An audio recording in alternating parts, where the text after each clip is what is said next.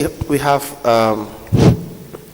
few issues to discuss.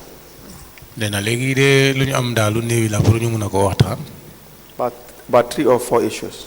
Now,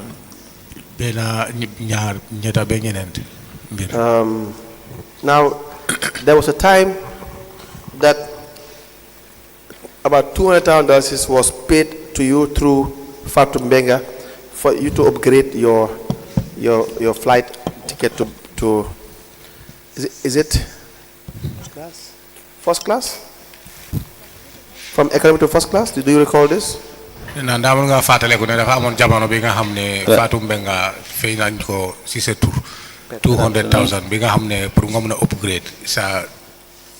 Welcome back, Mr. Witness number 2. For continuation of your testimony, I want to remind you that you are still on the hold before I hand over to Madam Chair for us to proceed. Thank you, Madam Chair. Over to you.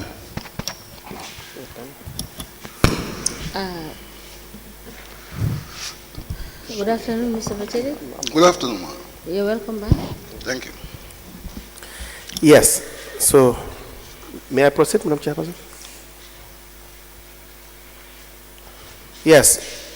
So, you recall this? Wow. Yes.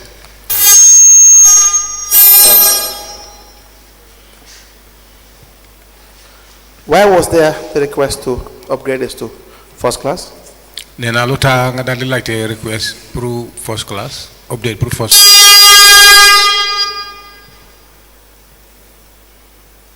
Well, I remember Tribobu was Mangdondem, Kenya. Yes, I fully remember that trip. I was traveling to Kenya. From Kenya to Morocco.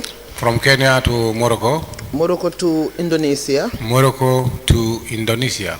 Malaysia and then Gambia. Malaysia, then the Gambia. So, tickets, see? The tickets? Company bi ñoñu ko joxone yep. It was the company who gave me all the tickets. So because of the nature of the travel, because of the nature of the journey or the travel, dafa sori. It's very far. So digante joge Kenya dem Morocco dem Indonesia dem Malaysia. From Kenya, Morocco, Indonesia, then Malaysia. So I decide to travel in economic travel in business. There I decide to travel other economic flights and the other business flights. So unfortunately, Benjamin we put out business class. Unfortunately, when we went to find the business class to upgrade it, it was difficult because ñom liñ la dé won moy travel agency. It was difficult because what they always tell you is the travel agencies, they cannot see. Duñ dé mëna upgrade, for example, joggé Kisumu, for example, dem Nairobi. They cannot. It's difficult for them to upgrade from Chisu to Nairobi. So yenn tickets tamit duñ ko dé gis, lolu daf dé mëna xew. And sometimes it happens that some of the tickets they will not see them. Ñu yone la ticket ba pare nga bëgg ko upgrade fi do ko mëna upgrade. And if they send you a ticket and want to upgrade it here, you cannot. So they give me the impress. So they give me the impress. So bima upgrade bima ñëwé. When it was upgraded, when I came, ma def retirement bi. I did the retirement. Everything to Batchily. Everything to Batchily. Unfortunately, investigation bi dooré. Unfortunately, when the investigation started, Batchily gisut receipt si mu ne. Batchily said he did not find the receipts. Ñu seet ko office am gisuñ ko, seet ko accounts gisuñ ko. It was searched through office but to no avail, and we searched it to office accounts gisuñ ko. Accounts and to no avail. So because Fatou was involved. And Fatou was involved. Man ma fay 200,000 bi. I then paid the 200,000. So suma ko gisé na bes ma gisé receipt yooyu. Hadn't I have shown the receipts? Dina ko delloo council ñu delloo ma suma xaalis bi. I will take it back to council so that I can be refunded. Where did you do the upgrade? Fu ma defee upgrade si. Nee na fan nga defoon upgrade. Si airport si, for example in Kenya defoon naa benn. At the airports, for instance, I did one in Kenya. I cannot remember whether Morocco or Indonesia. And this I cannot remember, it was a long time, whether it is Morocco or Indonesia. So said nañ receipt ba sona gisuñ ko. But the receipt we are searched but to no avail. So how much choice? Ma fay ko. Then I have no choice to refund, only to refund these monies. You don't have, which flight is it? From Nairobi to Bali, which flight? Nena ban flight la joge ko Nairobi to Munuma remember flight, see how my flight, see date, see how much tobacco. I only remember the trip. I cannot remember the flights, only the trips that I can remember. Were there no email correspondence regarding this upgrade? Nena nda operation ni amut email correspondence. Lifi naka upgrade de luma si xam ci airport bi nga taxaw nga dem ñu upgrade dal la. All I know about the upgrade is at the airport there you stand and do your upgrade and they give you a receipt. Mr. Batchily, were you given the receipt for the upgrade? I don't recall seeing any receipt for it. Is the answer no? Yes, no. You were not given a receipt? No, I did not see no receipt. As you may already said. Okay. You cannot remember? I cannot remember it, no. Yes, I recall I asked Mr. Batchily this. And then And he said that he did not receive any receipt for an upgrade.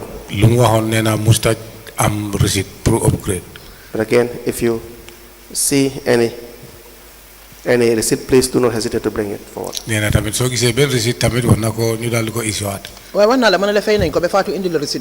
I said, I think I have told you that I paid until Fatu brought the receipt here. The timeline, the time the money was received, Then a timeline and the time it was paid, it was a long time. It was, for instance, the payment of $20,000 refund is to 2024. Then a refund being called for more 2024. This transaction Then a very transaction be. Happened in 2022. Then a transaction be mugi heavy at 2022. 2 years or thereabout. Then a nyari at wala you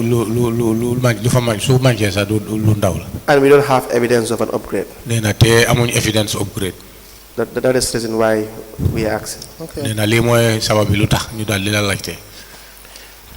Now, you once traveled with your personal assistant? Then a musunga tuki ak sa personal assistance. Aissatou Njai, Moy Aissatou Njai. to the US Dem US. to attend from the Women's Democracy Network, Then approve feke lunya the Women Democracy Network. in addition to the International Women's Day Then conference, mu bokk loo xam ne ñu ko wax International Women's Day Conference. the 4th to the 8th, 2019. Jógee ko 4th ba 8 Do 2019. you recall this? Nee na mën ngaa fàttaliku lii. Wow. Yes. Why was it necessary to have Aissatou Njai? Nee na lu tax nga dal di ànda wala am Aissatou Njai. Li council. Lead council.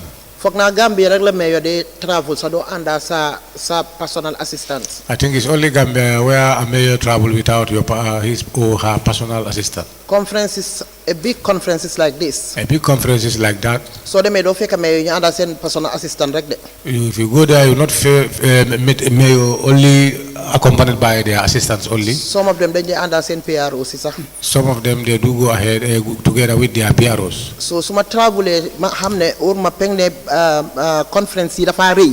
So if I travel and I believe that the conference is going to be a big one, dama dey wax CEO ne ko dama anda suma personal assistant. there I used to inform CEO that I will go with my assistant, personal assistant. Is that the reason why? Because is the yardstick, is it that because other countries they travel with their entourage, so we also have to do the same? Is that the reason? Nee na xanaa loolu mooy sabab bi ne am na dëkk yoo xam ne su ñuy tukki dañ dee ànda ak seen secrétaire wala ñeneen ne naan daal lii mooy sabab bi wala lii mooy dalir bi nga daal di ànda moom. I ask this because please answer.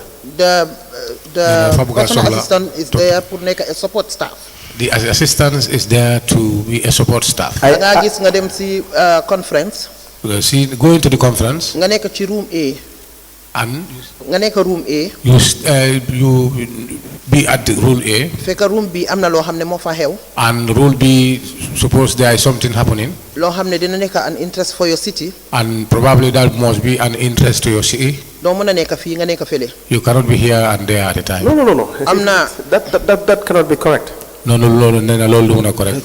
With these conferences, Nee na façon conference yu mag when it is organized, suñ ko organiser, they have a target dañ dee am fi nga xam ne loolu la ñoo target of the participants. mooy nit ñi nga xam ne ñu bokk ñu fekkee So if you are not supposed to be a participant, nee na yow su fekkee ne wàlloo nekk participant you cannot represent.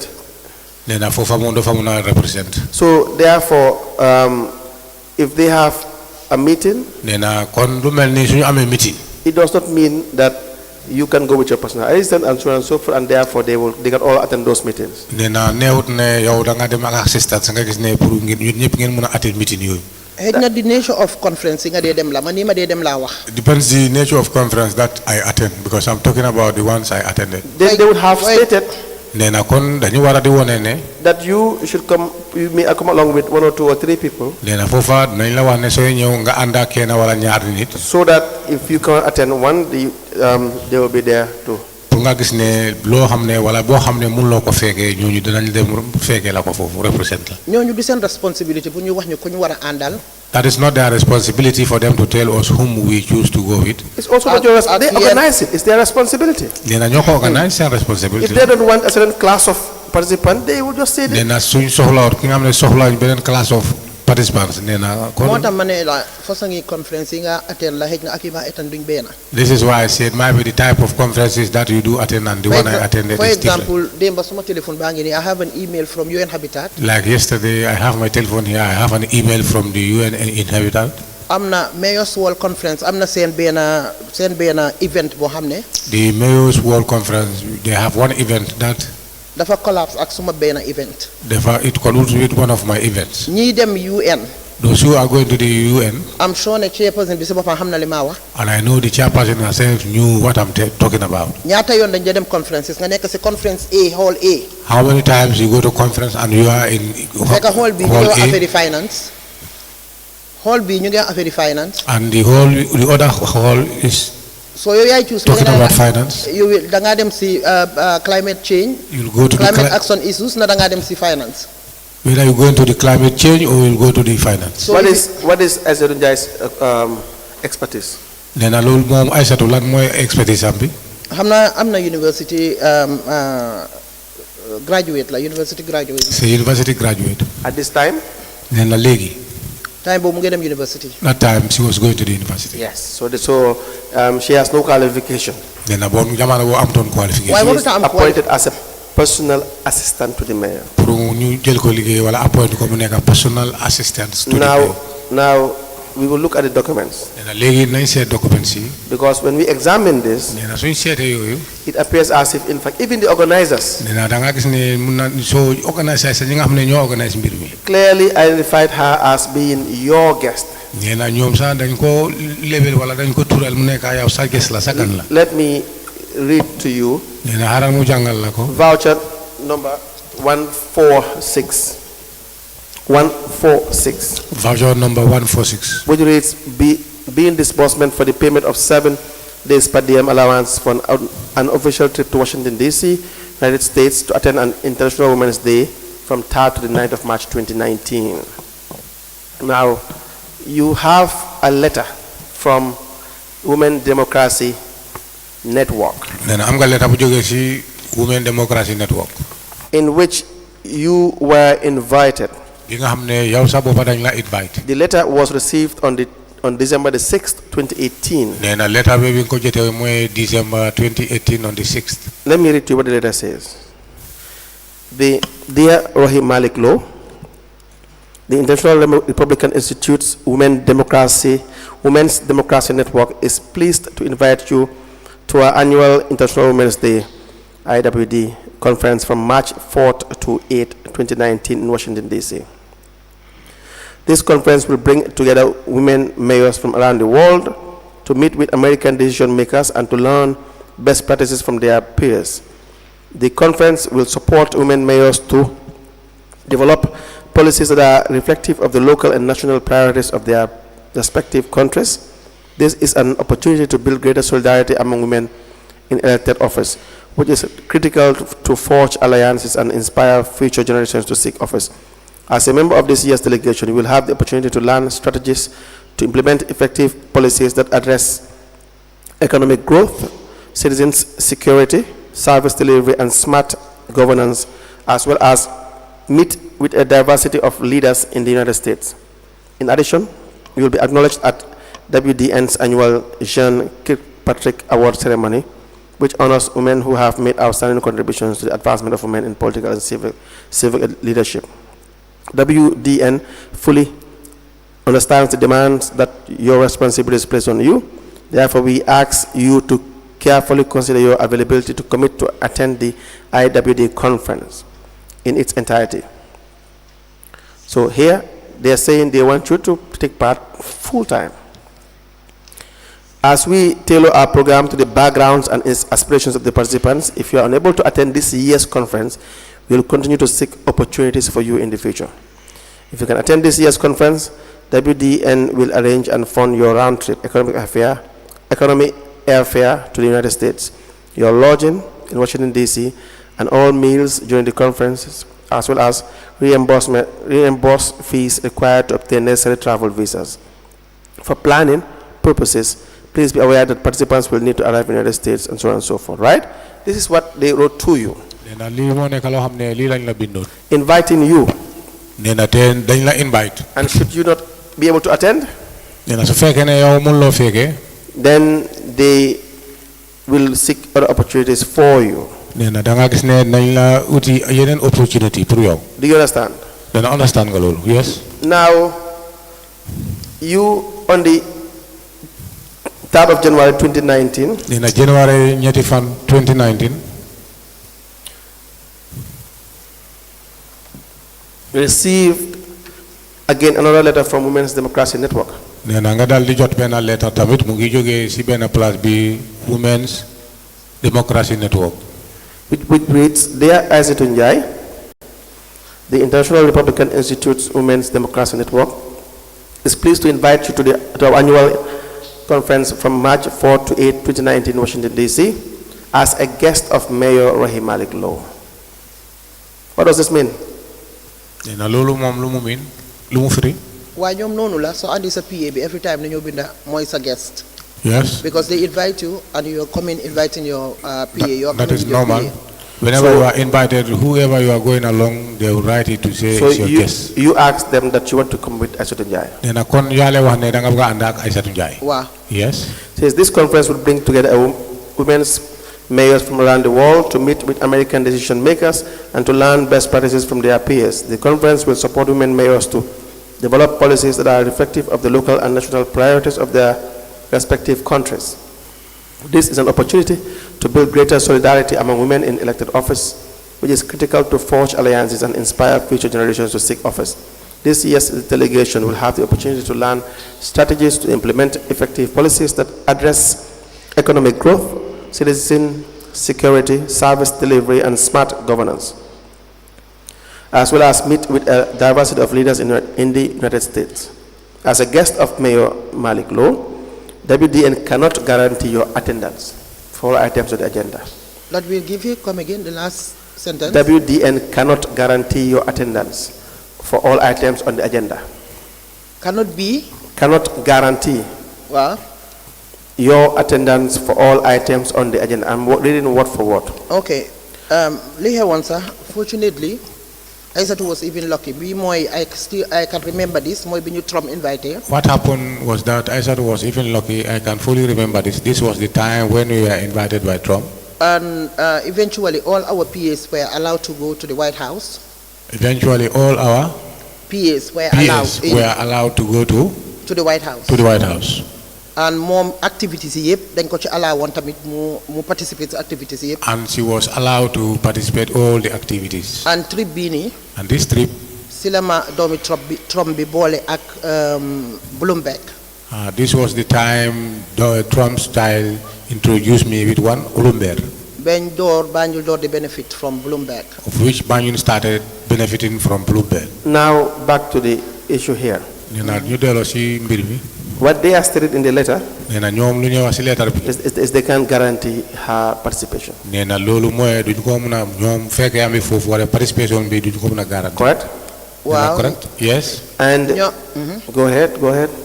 Most of the time. For them, most of the time. For example, because responsibility be fully They do Why, right so to you many- because of they are diverting from the responsibilities. So mune lobby ci ñoom. But if you could be able to lobby with them, And most of the time dañ jé bindal li sa way so demé dañ jé bayyi suñ PA. And Man some- I cannot remember sometimes they will write this, but if you go there, they will leave you. But I cannot remember ben mayor PA am buñ musa wax ne do participate. where they have ever said that they will not participate. The important issue here Nena fi lu jëna am fayda moy. is Aïssatou Ndiaye Nena nda Aïssatou Ndiaye. was also seen to be relevant by the organizers. Nda da gis ne mom biram relevant ci organisers yi. The ñi nga person ne they ñoo organise. embedded was you, the Mayoress. Because ñoom ku ñu joxoñ wala ku ñu invite mooy yow mayo. And so because it is not necessary for her to be present, nee na kon loolu wone na ne wala moom su fekkee ne fekkee am bi nekkut loo xam ne lu necessary. her presence had cost $89,950. nee na fekkee am bi wala président am bi tax na ba xaalis dem ba $9,950 $89,950 of taxpayers' money. nee na taxpayers money xaalis bi nga xam ne fekkat lempo yi Who bought the ticket? nee na kat moo jëndoon ticket bi. Council moko jënda. It was bought by council. And you see, that's not even here. We don't see the voucher, but this is an addition. Like, let me switch, Mr. CEO. nee na lii nekkut fii waaye nekk na loo xam ne tamit yokk na si xaalis bi nee na xaaral mu laajte CEO léegi. Mr. Batchily, Yes. No, astagfirullah. Kon No. kon organizer si ñoko jëndal dama fogon da 89,000 bu nga ne. No, it was Ticket la. bought by the organizers. I think the 89,000 that is you talking about. Mr. Batchily, who paid for the trip, for the travel?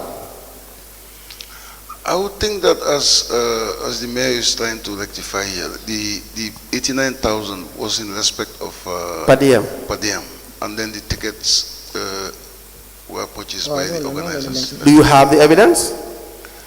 Because that will be contrary to what is stated in the letter.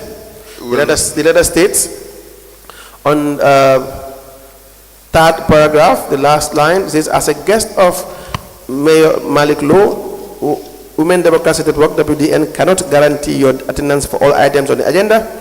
Additionally, WDN will not be responsible for any cost incurred for your travel. Expressly, they are saying we are not paid $1. Do you want to go back and check? unless we go and make a recheck, but then We know these people. What they say is what they do. Right? They say we're not going to buy your ticket. They're not going to buy your ticket. Those are funds that they have budget for. Why the council? Yes. You Dama council. bëgg like question. I want to ask Please, you please something. go ahead. Is it a crime for man my tukki as a mayor ma anda suma personal assistant? Is it a crime for me traveling as a mayor and I accompanied with my assistant? You see, we are concerned about public expenditure. nee na fii ñun lu ñooy gestu mooy dépense bi nga xam ne dépense mooy alal mbooloo bi la. And you can travel with 50 people nee na mën ngaa tukki ak 50 people sax. if it is in line with the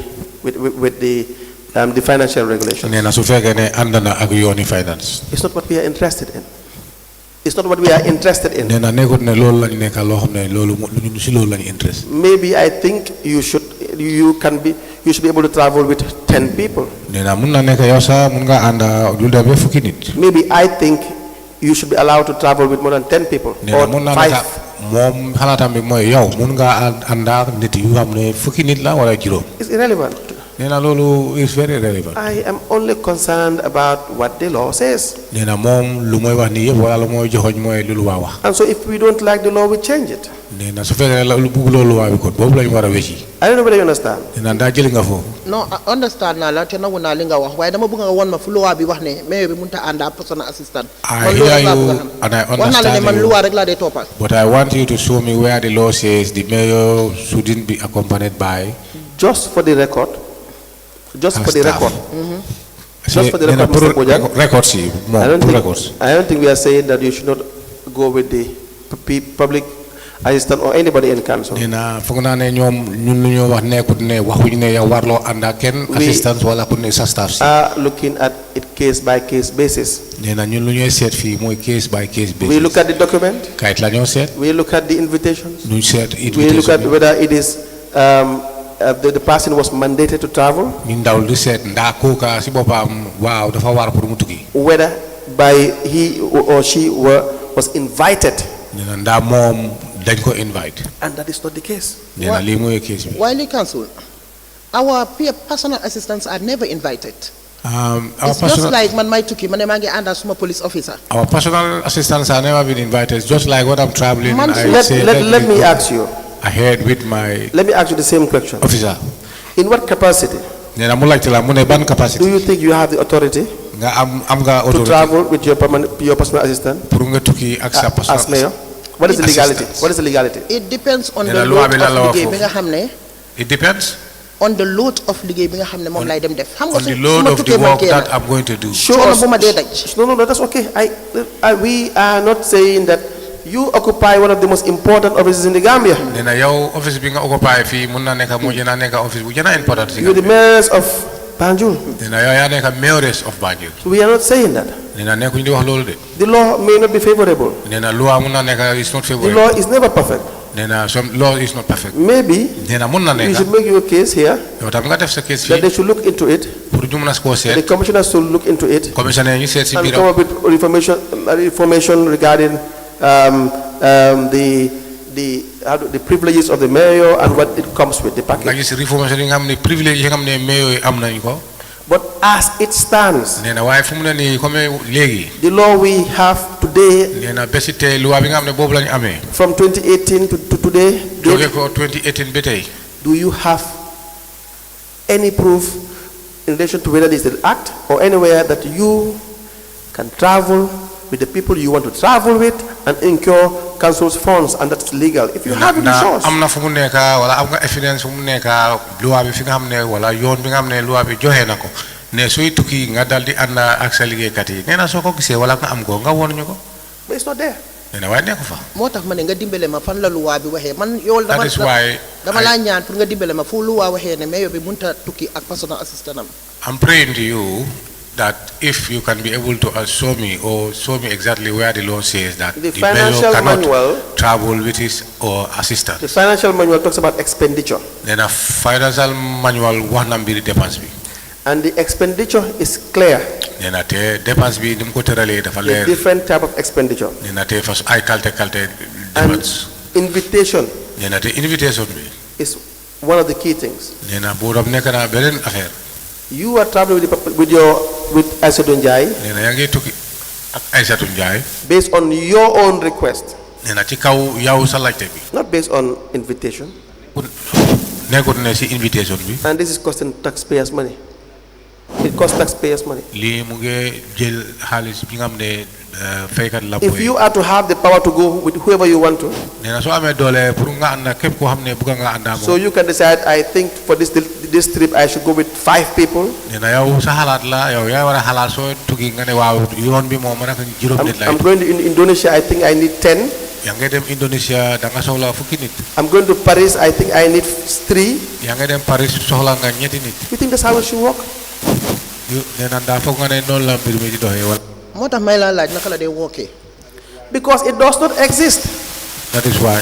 Because it's unlawful to commit public funds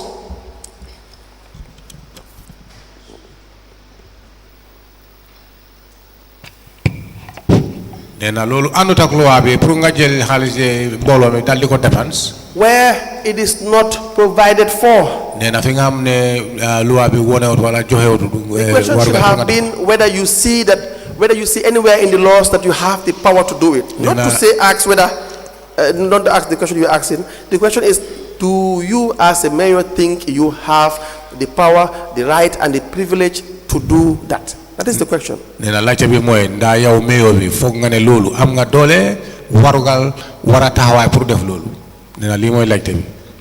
pour ne na war naa ànd ak suma personal assistant. Do you think the law, your rights as a mayoress, your rights and your privilege allowed you by law to decide who you want to travel with? nee na foog nga ne doole bi nga xam ne am nga ko ak li nga xam ne privilège bi nga xam ne yaa ngi ko amee nee na foog nga ne loi bi def la joxo wala allow na pour yow sooy tukki nga dal di xalaat wala kii lay taana ma àndaa moom. dama gisut fuñ binda si loi bi ne waruma mën a àndaa suma personal assistant. I don't see anywhere in law where it is written that I should not because accompany with my assistants. Then don't do it. nee na kon wàlloo ko def. so léegi personal assistant bi mun naa àndaa moom ma dem base wante. nee na for personal assistance I can be able to accompany with her to Base for 1 week. What is not provided for cannot happen. nena lo xamne defaruñu ko wala amut lolu warta The financial manual is the guide. nena financial manual bi bol moy guide bi If we don't like it, we change it. nena soko bugut nga wéci ko You ask me, I may say I think you should go with 2 people.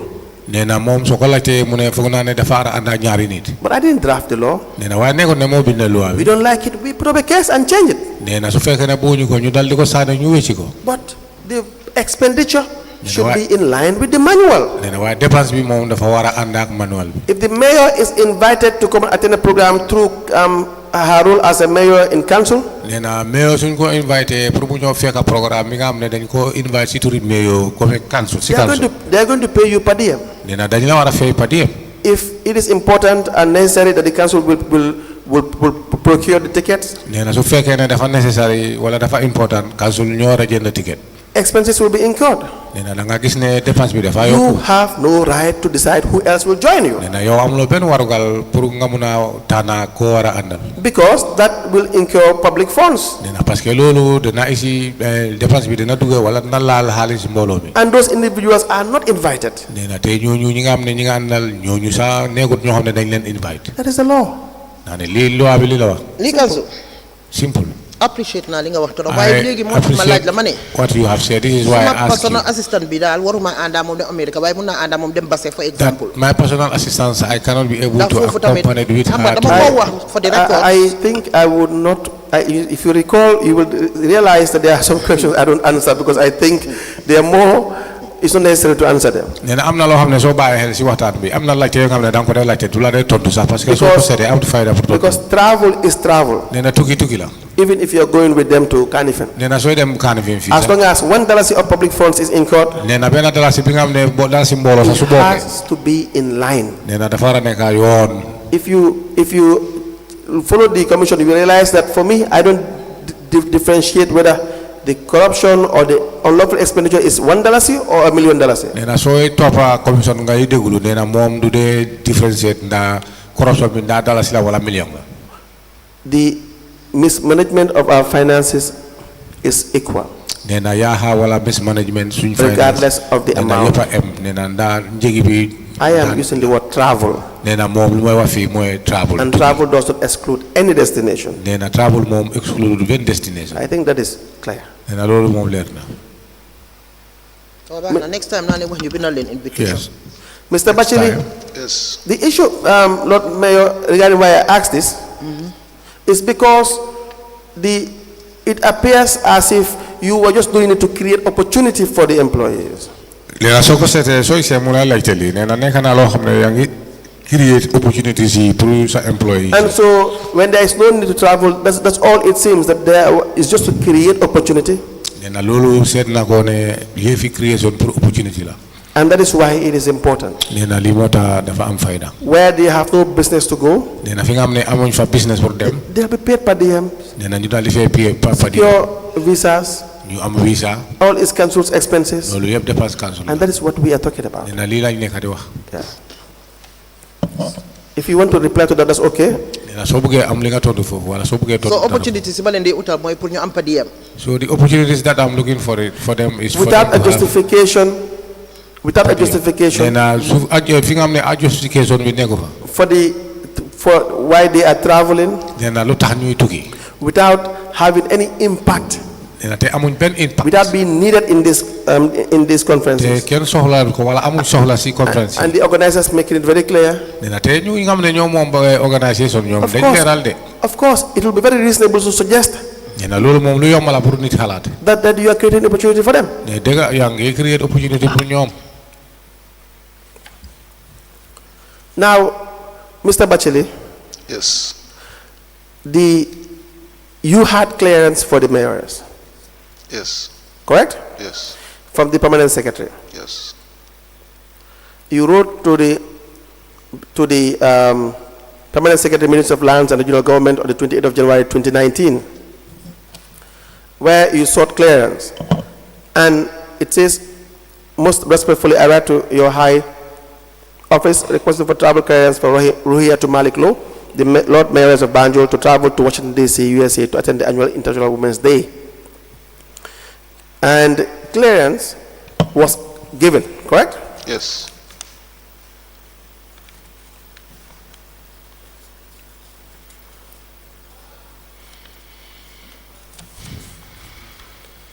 Now, when you received this clearance, did you write also for clearance for Asetu Njai? Yes. You wrote to the ministry? No. I think she, if I could recall, she was given clearance by council itself. By council itself? If I'm not mistaken. You wrote, you have, do I call this a memo? Says to whom it may concern, 25th of February 2019. This is to certify that the personal secretary to the Lord Mayor of Banjul of the Banjul City Council, Ms. Asetu Njai, is to travel to Washington, D.C., Miami, and New York City in the USA to attend the annual International Women's Day.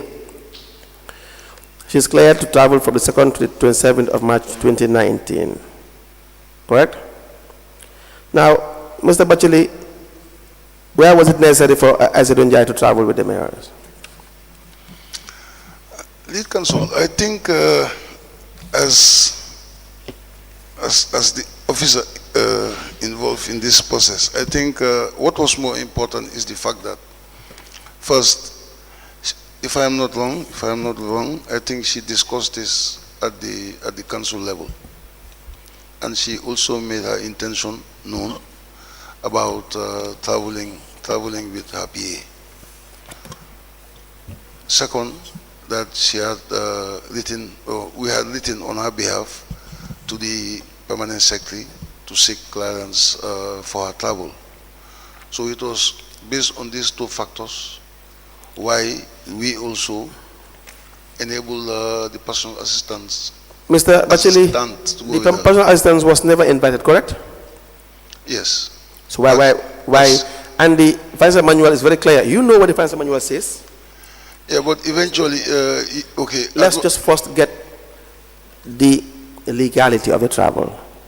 You are in a position to know what the manual says. You've operated with the manual for the longest period, correct? Yes. And again, Mr. Batchily, do not hesitate to disagree if you think my interpretation is wrong. Mr. Batchily, what is the legality of Mr. Asetu Njai? Money is being spent. From our perspective, I think the legality was based on the fact. Perspective, the manual. Tell us. Yeah, but what I'm saying here, yes. what I'm trying to clear up here is the fact that as the mayor traveling, yes, she made known her intention to go with her PA. Right. At the council level. Right. She made it known. Right. Like I said too, at the level of the ministry. Yes. She also wrote, and the clearance was given. Council approved it? Yeah, it was discussed at the council. Council approved it is the question. Yes. No, normally the format that it comes with is the information that she will give council. That did council approve the travel of Asetu Njai? Mr. Batchily, no, you are educated. They did not go to that level. So? Council just discuss about the mayor's travel, not particularly. What did they say after the discussion? But what I know is that mentioning some of the officials that she traveled with were to the attention of the council. Mr. Batchily, you haven't answered my question. Did council approve? The council approving, the official in question you're talking about. Officially saying that yes, she should go. Council's decisions are official, my friend. No. Council's decisions are always official, correct? No, I mean the official. Yes. Not our, but I mean the official. Yes. Yes. Was it done? I don't think the council went that far. So if that is the issue, would you interpret that as they have agreed? Should you? I was saying maybe if they were not in line with it, they should have said no, she should not go. And if they are in line with it, what should they say? If they're in line with it? They should say yes, she should go. Yes. Did they say that? They said neither.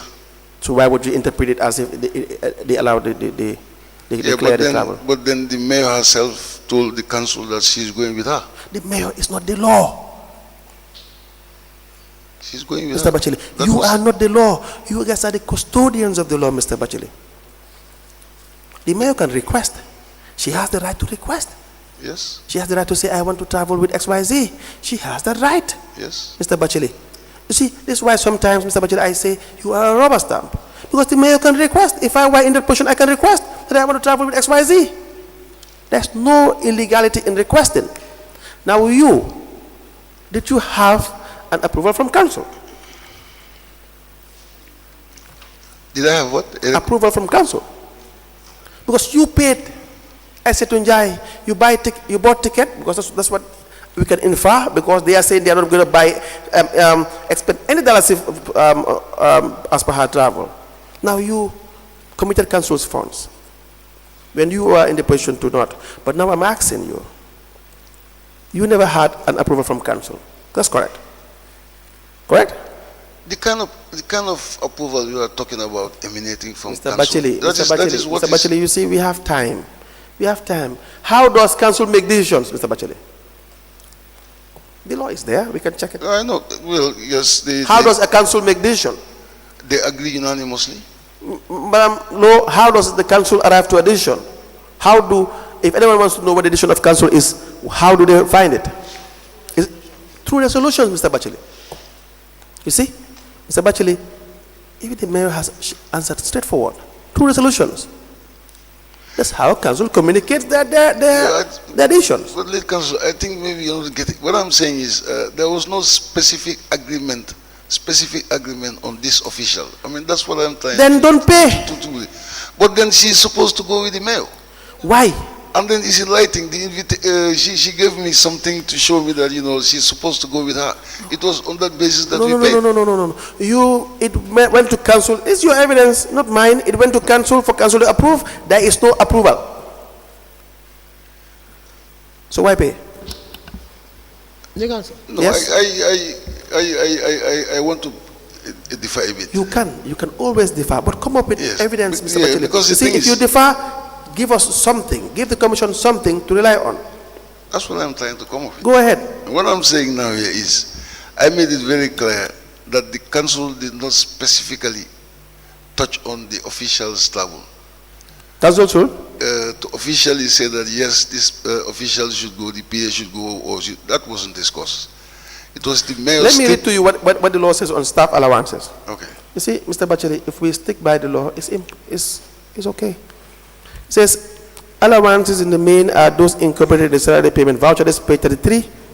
Staff allowances, section 4. B, all other allowances, including per diem and net allowances and overseas passages, payable to employees who are traveling away on official duties. On official duties. If you know what it means, Mr. CEO, your travel should be relevant to the office. In this case, Acholija's travel has no relevance to her work and the interest of the office. Should be properly authorized by the chief executive. See, the law is very careful. You should properly authorize it. Why? What does it mean? You have to factor in all necessary checklist. You take it. Is this person even needed here? Number one. If the answer is yes, do we have an invitation? If it is a conference or so, in her name, what is she going to do there? Everything should be clear. You don't just approve, you properly approve. Let me go on, Mr. Batchily. Who are travel should be properly authorized by the CEO or a responsible officer delegated by him. The finance staff should then prepare a payment voucher for such allowances. The payment voucher should be properly classified and full details of the allowance and the authority of payment given. The procedure for the processing and payment of the allowance will be the same as for salaries and wages. You see, if you go to underpayment and expenditure, it tells you the documents you need for a voucher to be complete. You know this, correct? A voucher should be complete with the necessary invitation documents and so on and so forth. Okay, can I make an intervention? Yes. There? All right. If I could recall, you are trying to read through the letters. Yes. And then I even recall earlier on when I had my testimony, you asked me, I think you asked me whether it was a direct invitation from, from the organizers. Yes. And we ended up in conclusion that even if the mayor had suggested to the organizers to invite her, think that is what you are Yes. talking about. That Yes. is what eventually happened. Yes. That being the case, that is also for me one reason to show that yes, she was invited eventually by the organizers. They did not invite. Because the letter included her name. No, The letter you have gone to school, my friend. Do we give you the letter? Get to read it. Can I please have the letter? You have gone to school. Yes. Even the mayor agrees. Yeah, but by the end of the day, You know, you have gone to school, Mr. Batchily. The letter is explicit, it's clear. They even have to repeat that she is not their guest. And the mayor honorably accepted and explained that usually that's what they will say. They even categorically clearly stated that she is not their guest. What more do you want? but upon the intervention of the mayor for them to eventually invite her That makes it wrong, to go with her. Mr. Batchily. Yes. Let's not belabor on this. We move on. That makes it wrong. Lay council Yes.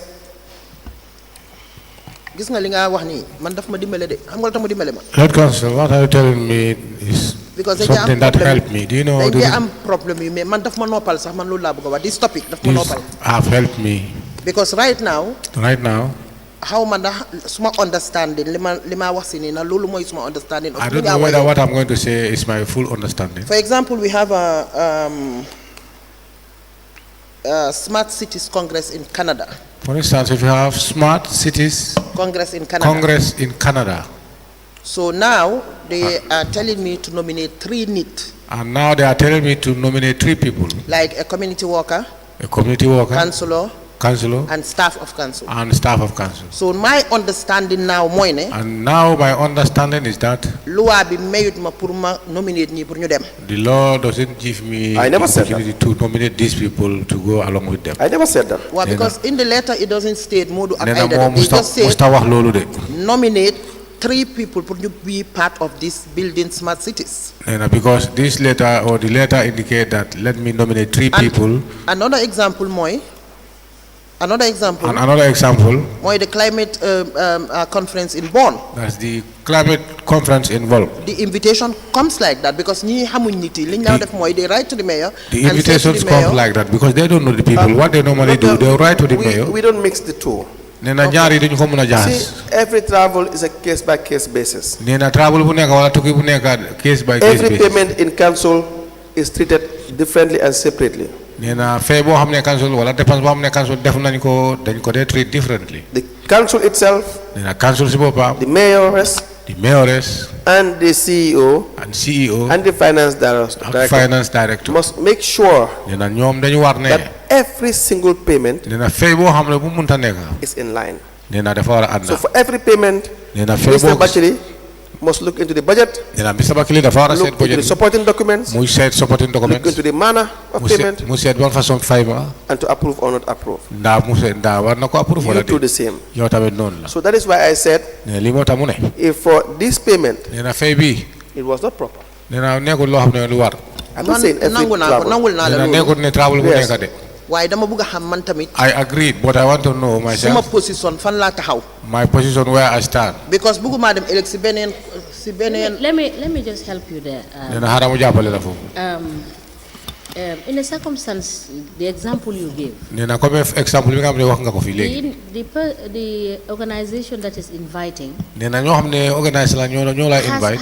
has given you directive nena jox nañ la ay to directive. say you can nominate. nena wax nañ la mun ngaa You are tànn. not the one that is requesting them to invite people that you think are important to nena attend this nekkut ne yow yaa nekk di leen di wax pour ñu invite nit ñi nga xam ne ñi nga foog ne dañu important. And this helps you because if they tell you to invite 3 people, nena lii daf la jàppale suñu la There are waxee ne two invital ñetti nit ñaari affaire moo fa nekk. it's either they will accept to pay for them nena ndaa ñoom danañ or they nangu pour will fay la. ask you to pay for them. nena wala dañ la yow In the pour nga fay event ci they ñoom. ask you to pay for them, Then even if you nominate, su fekkee ne ñoo la wax pour nga fay and you leen have su fekkee ne put yaa in leen your nominate sax budget that, for instance, you have exhausted your vote. nga daal di seet sa budget bi su fekkee ne lu fa Because nekk da why nga it is important for us to say all of these things is nena to lu tax guard lii mu am councils fayda tomorrow. pour ñu wax ko yëpp pour ëllëg la.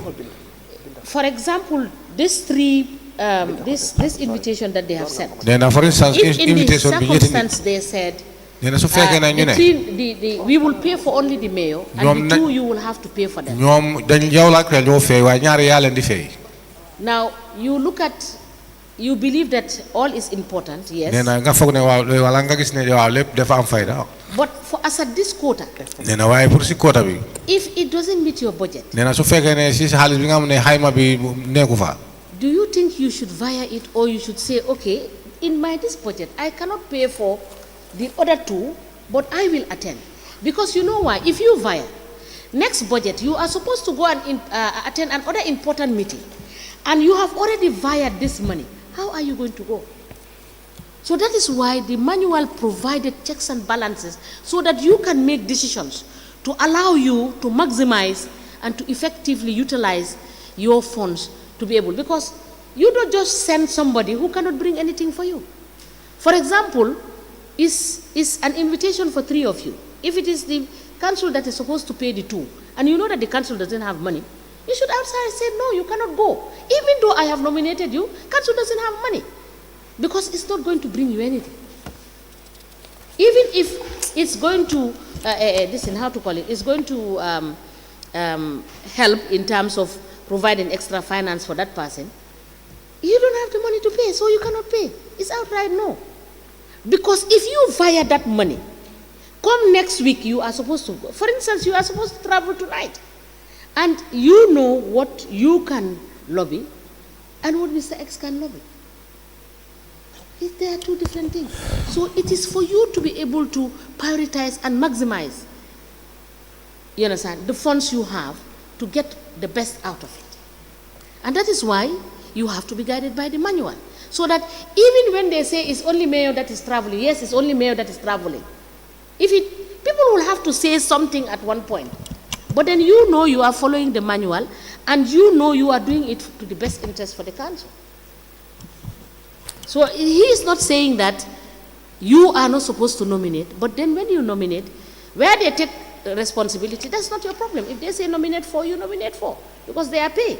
But where they tell you have to pay, look at your finances, so that it will not have an impact on your budget and your future activities, because wherever you via this money from, you understand, you are stopping some of your activities to put this money into something else. Yes. Madam Mayor. Madam Chair. Yes, you may proceed. Madam. Yes, you want to say something? Wow, yes, I just want to thank you. Society council swing tuki. If you see our journeys or our travels, 80% of tuki dama ko dey lobby free duñ ci dé fay dara. how many percent? For example, tay ma ngi wara dem tuki. For instance, if I'm traveling today, suma tuki bi ma dem America. my travel to America, bi ma dem Geneva. when I was going to Geneva, yep amuñ ci dara lo xamné ticket yi everything ñom ñoo ko jox. everything was sponsored by them. So 90% or 80% of council man luma dey tuki yep. All 90% or 80% of council, all what the journeys are travel. Ak ñima dey nominate yep 80%. And the people that are nominated 80%, council ci dé fay dara. council don't pay anything. No, but the issue is, Then I wax bi moy, would they not pay you per diem? then anda dañ leen day fay per diem. If at all it is fully booked. If at all it is fully booked, you will go and and when you come, you will be refunded. And some of them, they will not refund you. Mr. Bojan, please next time, just kindly tell the witness in the microphone, please use the microphone. Sure. Very well. You avoid the question. For the most part, you are paid per diem. Most part, if they are paying your flight and accommodation, they will be paid per diem. They are entitled to it. So you pay some flight accommodation, then you pay per diem. Well, I'm not your per diem. For example, so they 1 week I travel, you pay let's say 20,000. Yes, sometimes it happens. If at all you are traveling for a week, you will be paid 20,000. Yes. So there is always a financial commitment. So for financial commitment. So that is why it is important. Now I had I had made an assertion to you. I had told you that the idea for these travels with the staff is just to create opportunity for them. Now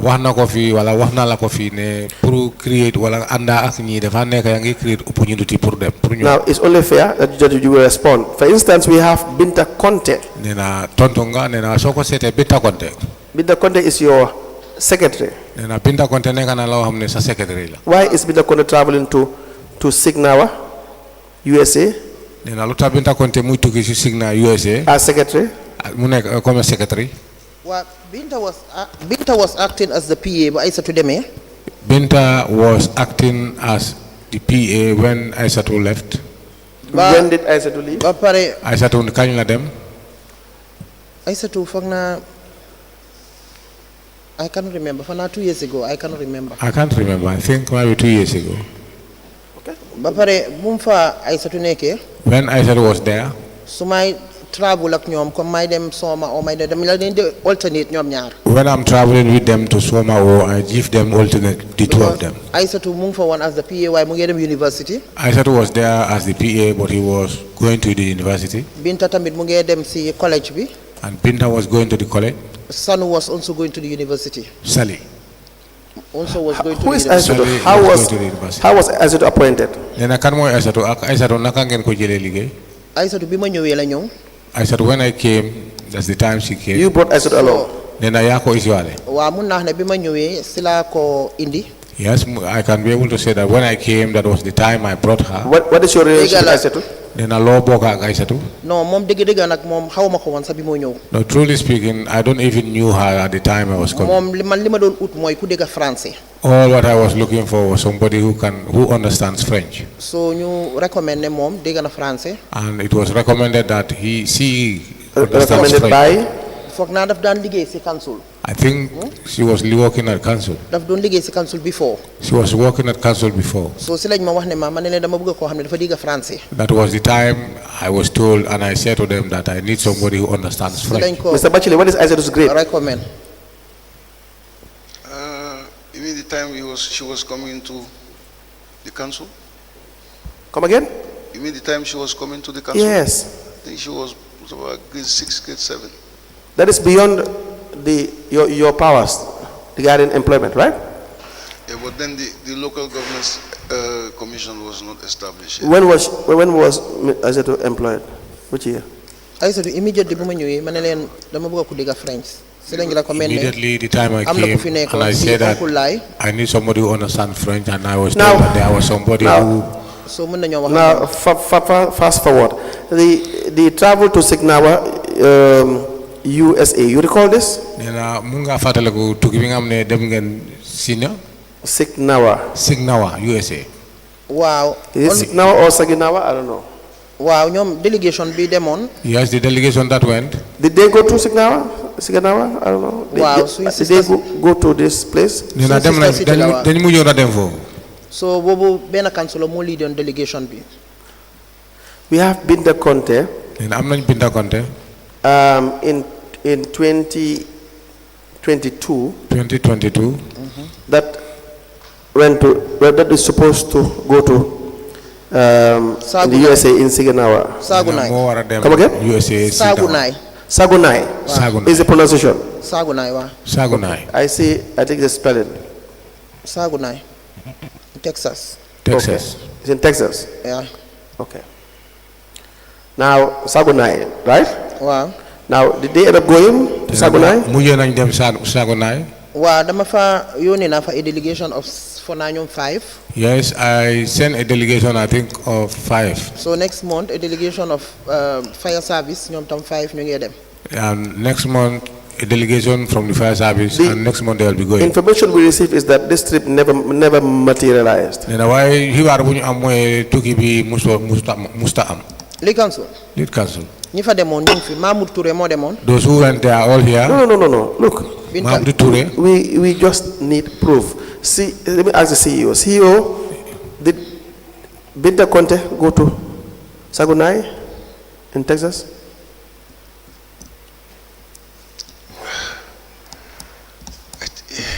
ma génne la nataal bi suma My téléphone. memory, I think she went, but I'm not. It's not in my. No, that's okay. So I will give you the copy of the voucher, Madam Lowe and CEO. Lead council. Please interpret that. bugguma. Nena dina la jox copie bi nga dal yéen ñaar yi ngeen seet. I am just going by investigations. Nena moom mu ngi toppa loo xam ne investigation bi la. This can be wrong. Nena lii mun na nekk amut. I will give you copies of the vouchers. Copy of voucher. If you have pictures or dates and so on and so forth, tickets also that you can provide, please just attach it, put it in an envelope, and just send it. That's very easy. I want to help you. Yes. Because correspondent fire service. When I was doing the correspondence with fire service, those who supposed to go I there. remember even the mayor himself asking me, Anna Binta, Anna Councilor Mahmoud I can remember the mayor asking me about Binta or Councilor. Councilor SM Jaite. SM Jaite. Councilor Pa Babu Cham. Councilor Pa Babu Cham. Delegation. They are the delegation which travel to. Yes. So Sagunai. again, we will give you a copy of the voucher. So that not now, after the sit-in. After sittings. So that please, when you have time, you can go through it.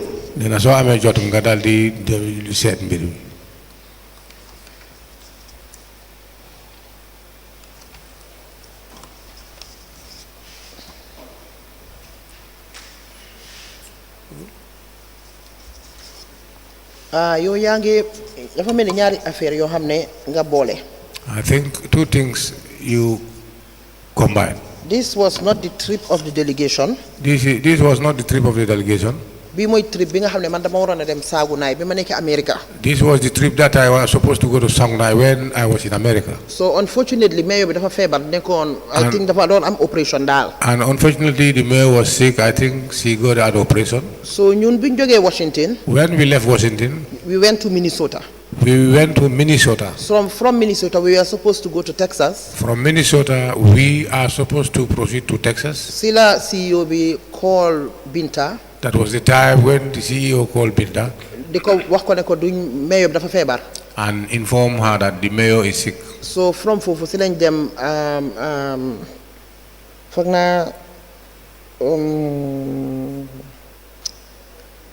Minnesota, Wisconsin.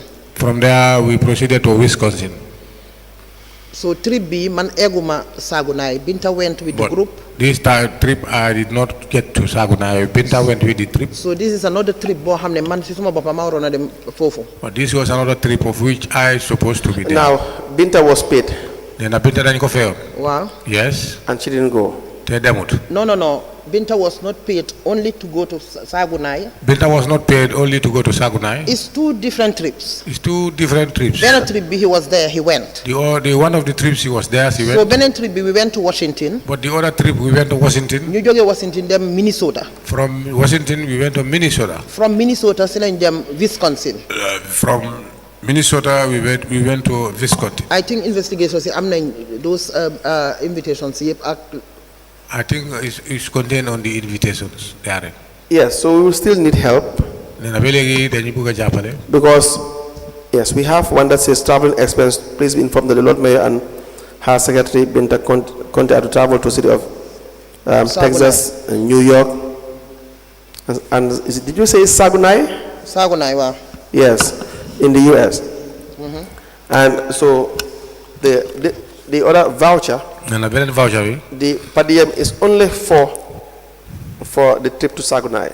No, I'm just going by the voucher. See, I was not present. You were not there. So you just go by the voucher. And so that's what it says. Do I give it to you back to check it? Exactly. No, it's all right. So that's it. Now we would need the necessary travel details. Necessary travel details. Between you and CEO. We will make copies and give you these vouchers. The other issue is in relation to the hiring of lawyers. Usus Chambers Sasum Silla, the lawyer. Usus Chambers Sasum Silla, lawyer. How was she employed? Employed.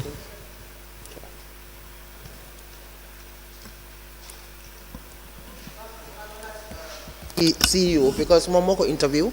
Momoko contract. Unless you ask CEO, because he was the one who interviewed him and gave him the contract. interview. I think when he came, Which he document? himself and What document is that you're looking at? Then a ban for some kind of Bu Binta bu ma jox legi. the one that No, of no. Binta that you gave me. It's not for you to be given it to be given this document now. She is supposed to be given a copy. Then a boy wax ni moy daf ko wara copy mu jox la copy bi. Wa ba pare ma xam lan la gay soxla. Please, sir.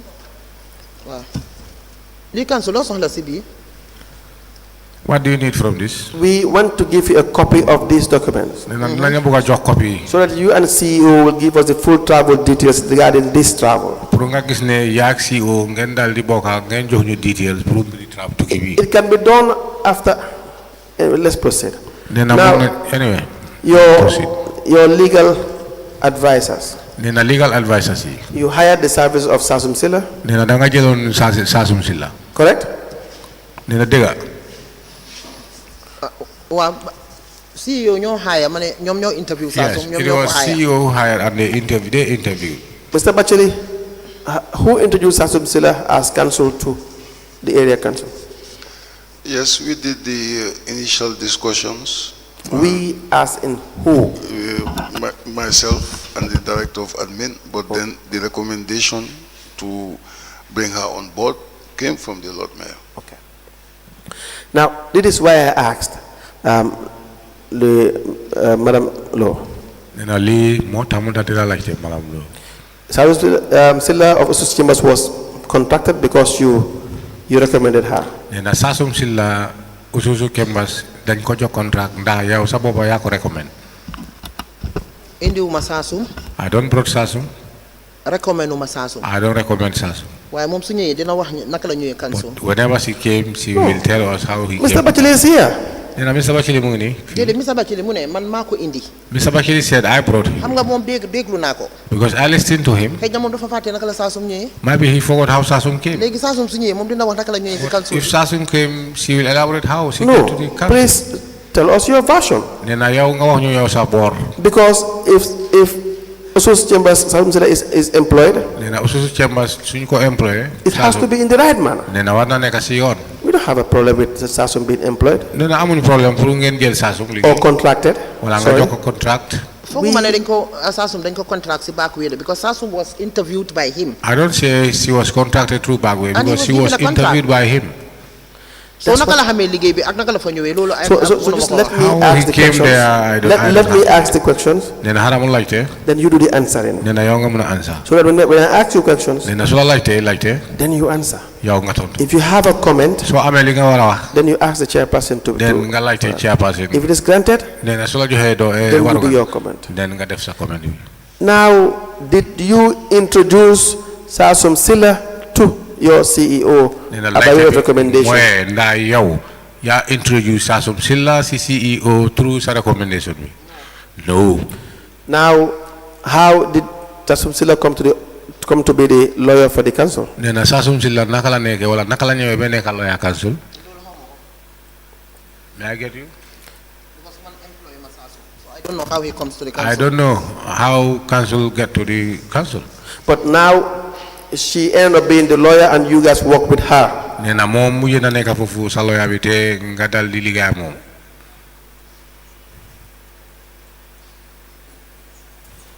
And now, it does not pass through normal procurement.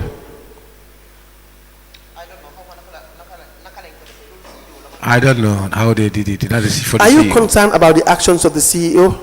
Lord Mayor? Nee na ndaga concern action ñoom CEO wala action CEO. Do you think that the CEO should take decisions based on legality, on Nee the na law? ndax foog nga ne CEO xalaatam bi wala xalaatam bi dafa war a nekk loo xam ne dafa ànd ak loi bi. Lolu la expect from mom. That is what I expect from him. Now, did you find out? Nee na ndax mujjee nga seet ndax am na wala am. Find out lan. Did you find out? So Yeah. because whatever the CEO does Nee na CEO lépp li nga xam ne def na ko. should be checked by you. Nee na yow sa bopp yaa ko war a seet. Waaye Check won na la ko from beginning ma ñëw fi mané la luñ ma wax rek la mëna xam. I told you since I came here from the beginning that whatever I am told, that is what. No, but if you see a lawyer working with you, Nee na waaye nga gis loi muy liggéey yow. you ask how is she contracted. Nee na nga laajte naka la ñëwee naka lañ ko joxee contrat. The law says you should ask. Nee na how she- loi wax na nee na da nga war pour laajte. foog naa soo waxee lawyer xanaa lawyer bi kay su ñëw foog naa ne dafa fekk mu nekk lu leer parce que fooguma leen lawyer bi tam dina dugal boppam si leneen. If the lawyer came, I think if you ask her, she will make clear the doubts because I don't think she will come on the back way. That is not the question. It is not the question because if you decide to give a contract to a business person or a company, it's for you to follow the law. The area council should be, the city council should be the one to follow the law. That's it. It's not for the contractor or the council to tell you, you want to hire me, but did you follow the regulation? It's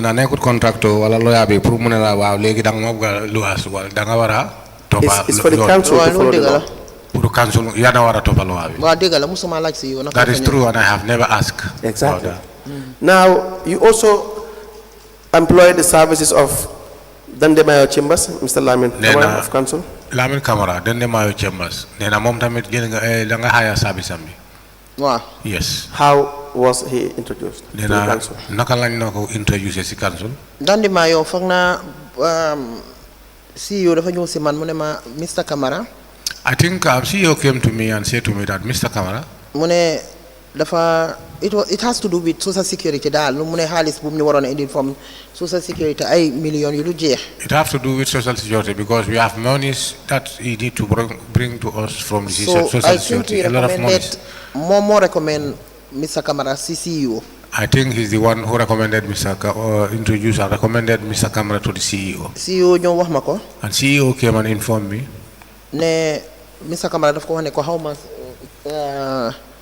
foog naa Kamara boobu lawyer Kamara mu doon liggéeyal na social security daal I don't know something like loolu I cannot remember the story. I cannot remember exactly, but I think he was telling me that Mr. Kamara have ever worked for the social security. So dañ bëgg a am service am pour mu collectal ñu xaalis from social security. So we need his service for him to collect monies from the social security. Wow, then this is how we contacted Mr. Kamara. This is how we contacted Lawyer Kamara. Why did you not pass through procurement? Process. The procurement the process. law says, see, when I call their names, it's not for the fact that they are lawyers and we don't want them to be employed. It's for the contracted. It's for the fact that we are concerned about or with the actions of BCC. Wala ay lawyer nekut ne ñun bëgguñ pour ñoom ñu liggéey ak yeen dédé waye ñun lu ñuy wax ni wala lu tax ñu leen di wax mbir moy yoon bi nga xamné wala jëf bi nga xamné council ci bopam def nako. Why is this not subjected to procurement process? Néna lu tax li yowu leen ko wala wër leen ko ci procurement process bi. Wa I don't know how ma lana tax yóbbu woon ko procurement to be quite honest man xam moom sax ne lawyers yi tamit suñ leen dee jël dañ ko war a yóbbu through procurement to be quite honest. I don't know the reason why they do not take them through the process waaye of xam the naa ne buñ ne procurement, Mr. Kamara I don't know that lawyers when you are hiring their service you need to follow the procurement rules. But that is why Nena li mota you see for every $1 nena bena butut sa dalasi the council, the mayoress, the CEO, the finance director, have no right to spend without going back to the financial manual. But this you know already. Right? Wow. Yes. Then go back to the financial manual and ask the question, but how do we do this? And if you go to the financial manual, it tells you exactly how it is done. So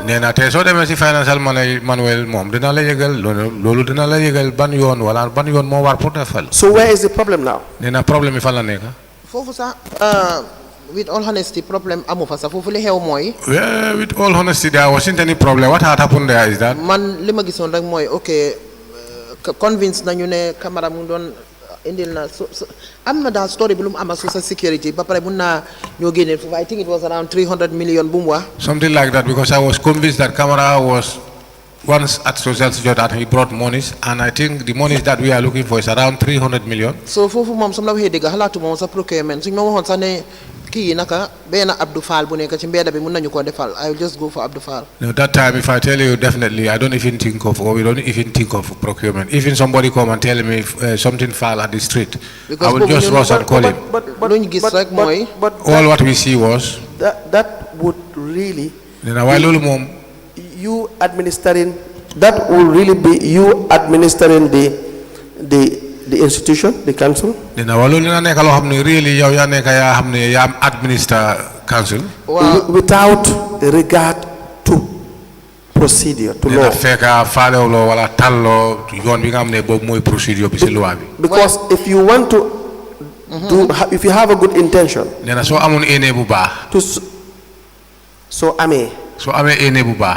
to solve a problem, but you want to solve it at all cost.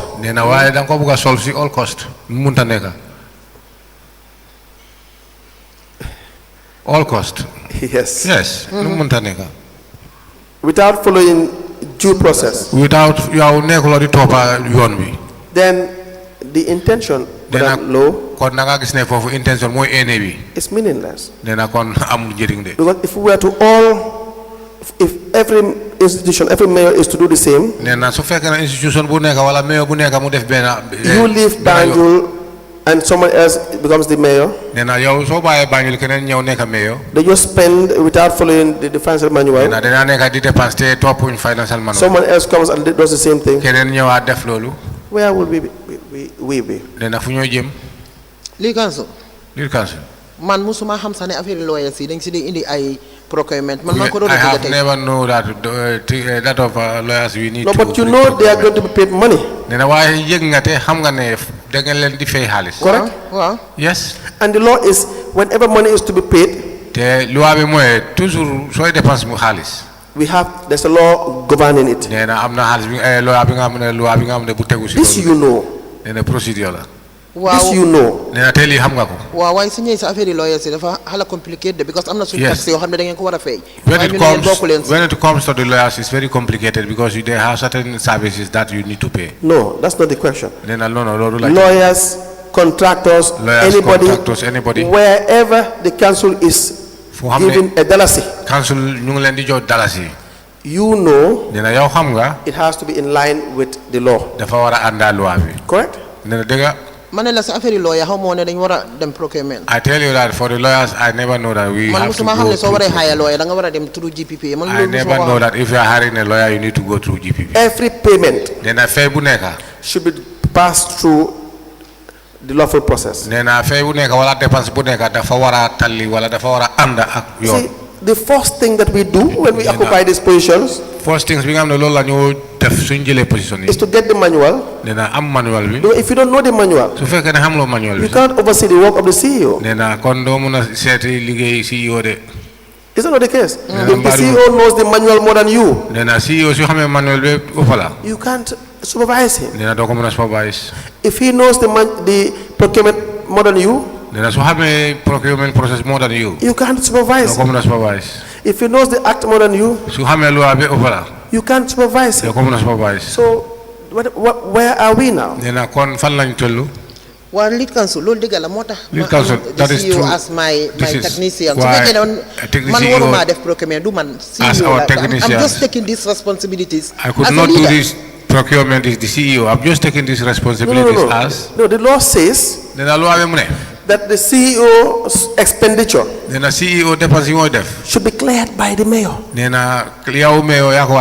CEO has a limit. And so that's what the law says, very clear. For every expenditure, there are three categories of authority. CEO is answerable to you, you are answerable to council. So it's the law, not me. So, Mr. Batchily. Yes. Do you guys not know that you should go to procurement to get a lawyer? To procurement? Excuse me. Lead counsel, definitely in that case, I would say the same. I was not aware that. Mr. Batchily, that's not correct. Based on, no, I'm coming. Go ahead. Based on something I heard earlier on being discussed, that lawyers were then not registered with the GPPA. Go ahead, Mr. Batchily. That is what carried us away. Mr. Batchily, that's not correct. And we did not, unfortunately, we did not verify that. Mr. Batchily, there is a history of disregard, a history of total disregard to procurement regulations and act. You see, if it was a standalone issue, you may have a pass on it. But for Banjul City Council, and in fact all the area councils, up to the time of the mandate of the commission, 2023, all the area council, total disregard of procurement regulations. It's as if it doesn't exist. You know that. That's a fact. The Mayoress knows this because we have given you examples of procurement that were done outside the normal course of doing procurement. Do you understand that, Mr. Batchily? Yes. So if it is a repeated act, it will be difficult for you to say, we do not know that we needed procurement. You and I know that the first thing you do when you open the procurement regulation,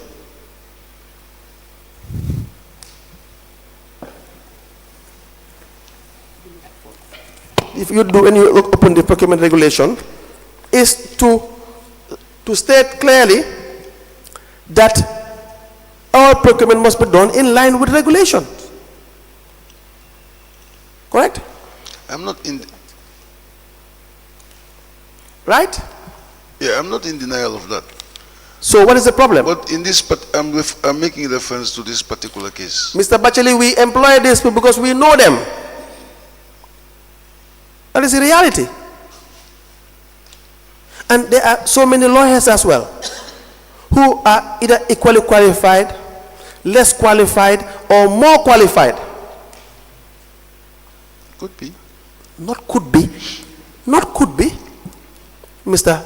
Batchily. Because in this case, not could be. I did not. Not could be. I have a good relationship with all those the lawyers that are involved. Nothing against them. No, I did not know. I did not know the gentleman. Mr. Batchily, for any business, I did not know the gentleman. For any business, the mayor will accept that you cannot just say that Mr. Kamara is the best in this. Even with that, if he is the best in that, you still have to pay procurement. You cannot say Sarusula is the only lawyer that can do the job at BCC. That's not true. No, we never said that. Exactly, it's common sense. Never said that. It's common sense. So why are we not following? You see, the issue about procurement is there should be equal opportunity. Correct? Yeah. Equal opportunity. So when we say this, we don't have, nobody has problem with anybody. Equal opportunity. Not to be given procurement based on relationships. Mr. Batchily. The council. Yes. Please proceed. Mr. Batchily, Hamut Mr. Kamara de. I have to be very honest here. I have to be very honest. Mr. Batchily did not know Mr. Kamara. Kamara Batchily to Rusna Mutok fee. I'm very sure for Batchily to sit here and say something that I know and I keep quiet. When Batchily came and told me about lawyer Kamara, I can fully remember. You don't call pour ham can mo jox number Kamara. We were trying calling to know or to get somebody who can give us this Kamara's number. O Esa Dabo. I called Esa Dabo. Ma yoni ko pour mu dem si mu ne xam na fu office Kamara nekka Hegan or Liman after he that. He told me that he knew Kamara's office at Hegan or Liman. Madam, let me help you there. The issue is not about Mr. Kamara. The issue is not about Sasum Silla. The issue is not about any lawyer. We are not even interested about their competence or not. That's the issue. No problem with any of them. In fact, I even said last time, to pay a lawyer money to recover for you is better than paying SAPs, because SAPs are doing the same job that you guys are doing. Nena mom musna go office apurunga fe lawyer mu dem jene la halis mo je mo tane sapurunga fe SAPs, because SAPs lu ñoo def moy loi bi lu moy def ñoo lool la ñoo def. Not loi, what the area council is doing is what they are doing. Area council li nga xamne lool ngeen nekk di def SAPs tam lool la mo def. And they can't represent you. Nena ñoo ñu duñu la mëna represent court. But at least a competent lawyer or a certified lawyer will be able to represent you. Nena why competent lawyer wala certified lawyer mo la muna taxawal ci court. Just like if you need a building contractor. Nena comme suñu soxla building contract. Or you need to construct a road. O ko xamne dafa liggéey yoon. You go to the right class of people. Nga dem ci façon ñoo ñi nga xamne sen classe The right class of profession. Nena ñi nga xamne ñoo am nañ xam-xam bobu. That's what we are saying. Nena lu lay nekk di wax. But do it in the right manner. Nena way nga def ko ci yoon. That's what all we are saying. Nena toujours loolu la day wax. In the right manner. You and I will agree it's unfair to any other lawyer that also has a practice. Nena li yow ak mom de ngeen di nangu ne loolu nekk na loo xam ne is very unfair si ñeneen ni lawyer yi nga xam ne dem tam ñu ngi practice. And the procurement law says there should be fair equality. Nena te soo seetee opportunities. Procurement lu mu wax mooy lépp dina nekk dafa war a nekk loo xam ne fair opportunity. loolu nangu nañ ko. I agree to that. That's it. man dama ñëw rek pour wane ne xam nga da nga ko wax ne ko da nga xam ñii moo tax nga indi leen. I just trying to clear that out. loolu laa You said I knew that this is why. Not him. Nena nekkut moom. Between you. Nena sa diggante Mr. Batchily and the finance director. kon léegi waxal moom xamu si dara moom. No, I'm just saying between the mayor. Nena waaw diggante mayor. The CEO. Mu ne CEO. And the finance director. Financial manager. If you are the people who did the appointment, Nena yéena def appointment. somebody must have known the person. Nena si yéen am na ko xam ne dafa war a xam yoon bi. And that's a correct statement. Nena te loolu nekk na loo xam ne statement bu correct. waaw moo tax ma ne. That is why I said. moom. man fi ma toog. When I was sitting. dafa ñëw rek mu explain na ma ne Mr. Camara lawyer Camara. He came to me where I was sitting and explained to me that. man maa oote ku dem uti lawyer Camara nombaam bi. Lawyer Camara, and I was the one who called for them to find Mr. Camara's number. Back to just to clear something. Aissatou Njai, when she traveled, did she come back? Nena Aissatou Njai. Dafa bëgg nga leeral ko foofu bu mu tukkee ndax dafa mujjee ñibbisi. Yes. Would you be able to give us evidence of that? Nena mën nga ñu jox evidence boobu. She came. No. Will you be able to give us evidence of the return of Aissatou? Nena lu mooy laajte ndax mën nga ñu jox evidence ne Aissatou return na. Not what happened at some point subsequent. bañ ko fi takab Aissatou Njai dafa dem foofu. No. Please, we operate based on evidence. Nena ñun si evidence bi la ñoo wéeru. And so all we need to see. Nena lu ñu bëgg a gis fii mooy. Is that when she left, she returned. Nena mooy dem na ñëw na. Now the issue of Keba and Sons. Nena soo demee si Keba and Sons.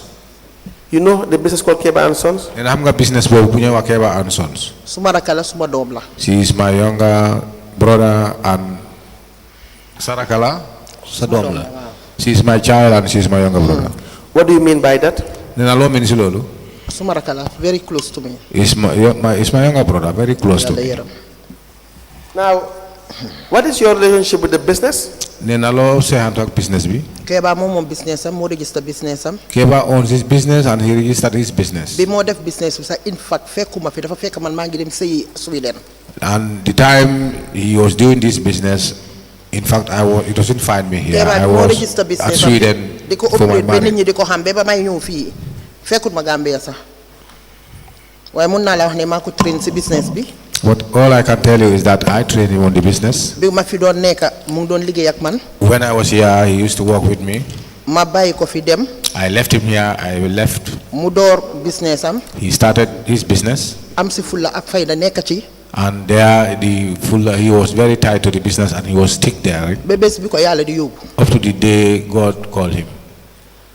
Do you have, in any manner, any interest in the business?